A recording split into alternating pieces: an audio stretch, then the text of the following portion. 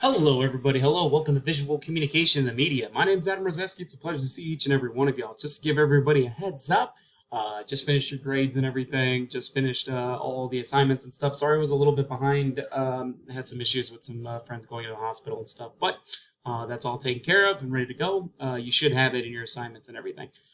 Just to let you know, just some quick announcements real quick. You do have your discussion reply post due tonight. You'll also have your course project due for your outlines tomorrow. Please go ahead and use those examples I sent to you. If you have any questions about it, please message me immediately. That way we can cover it and I can get back to you as soon as possible. That's really the deal. Also, so you can have those questions answered before you start getting into the main paper. That's really the big aspect about it. Other than that, also turn in your lecture assignment and we should be good to move on to week 5. However, I figured I'd finish the rest of this week with just some persuasive communication and how it deals with, we talked about how they deal with like shock and awe and stuff, but also how they deal with positive and negative energy and how these elements work with persuasive communication a lot. So let's go into that a little bit in detail.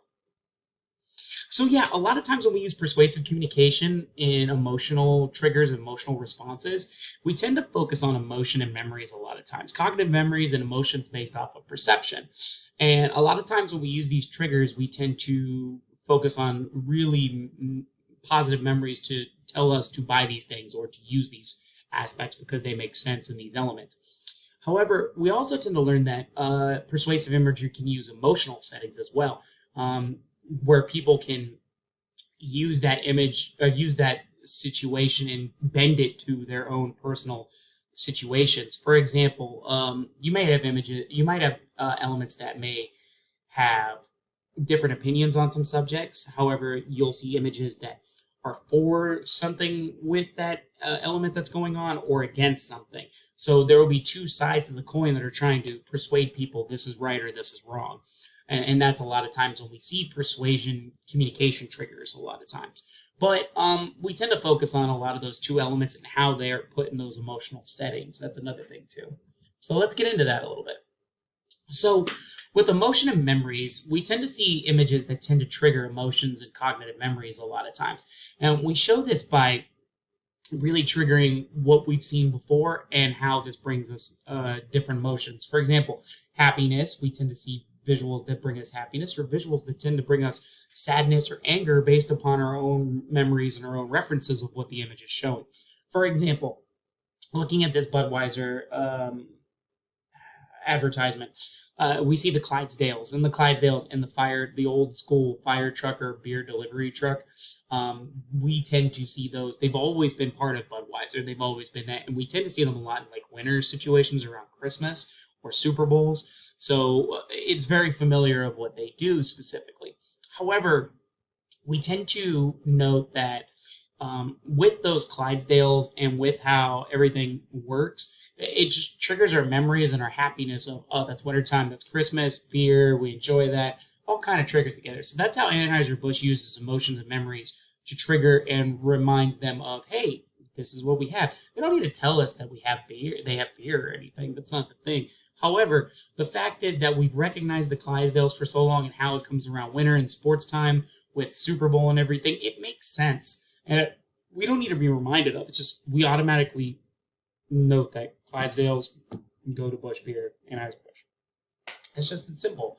And then we're reminded of that as well. So I'm like, yeah, let's go get some, good stuff for that time.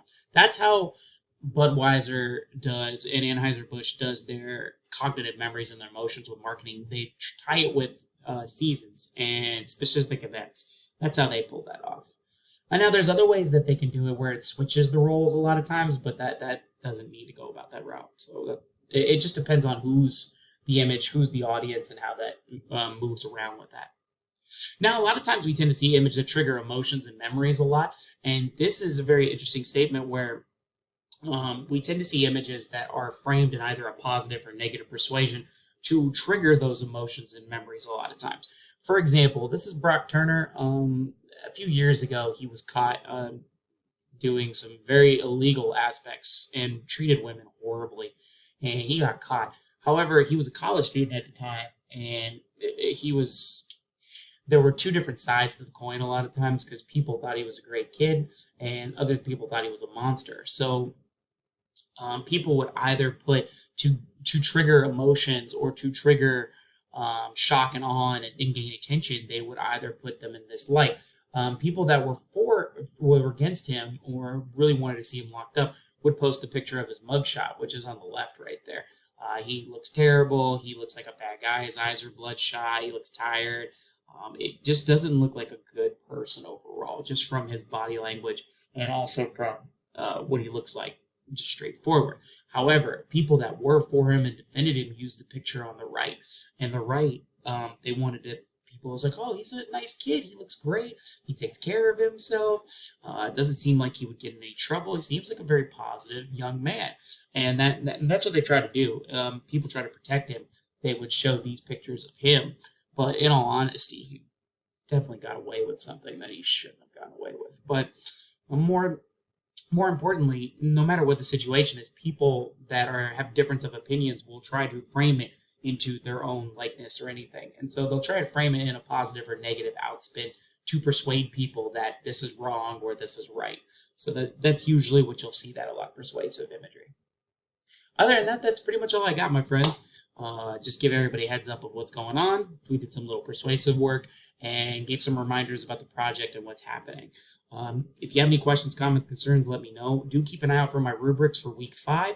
I'll also post the lectures out and the links for that, and that's pretty much it. Other than that, y'all enjoy, be safe, have fun, and I will see everybody for later this week for class for Tuesday. All right, everybody, be safe, have fun. Have a good one.